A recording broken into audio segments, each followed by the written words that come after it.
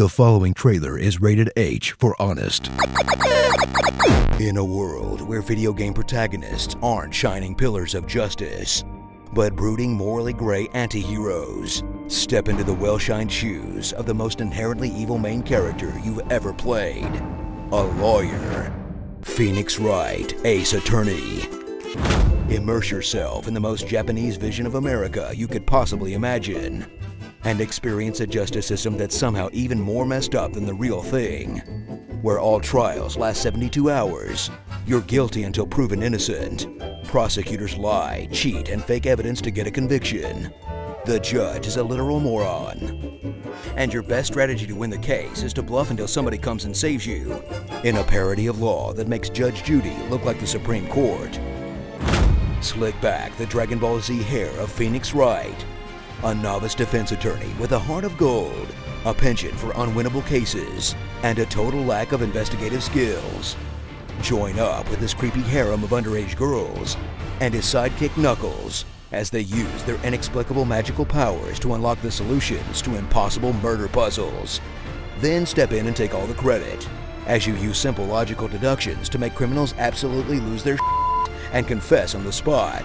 Because playing this game is as much like being a real lawyer as playing Call of Duty is like being in an actual war.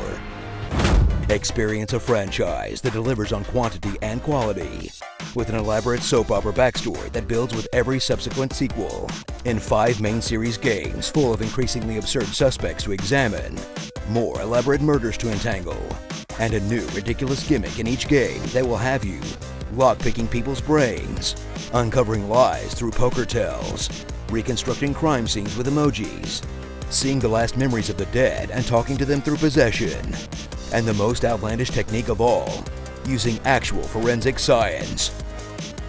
Dive into the Phoenix Wright Ace Attorney Extended Universe, because seriously, that's an actual thing. With 2 side story games where you play as a prosecutor with different law powers, a weird spin-off set in 19th century Japan that we'll never get in English, an even weirder crossover with Professor Layton that we did get, somehow, and a whole bunch of other stuff, including an anime series, an appearance in Marvel vs. Capcom, and no joke, a live-action film. 異議あり。私はそんなこと言っていない。それに、私はそこまでヒラヒラしていない。Get ready for thrilling storytelling and almost gameplay as you play through Ace Attorney's investigation sections, glorified hidden object puzzles where you'll wander around clicking on everything in sight until you stumble upon the one object that moves the plot forward, and meet a handful of characters who will either be witnesses, killers, victims, or red herrings in the upcoming trial.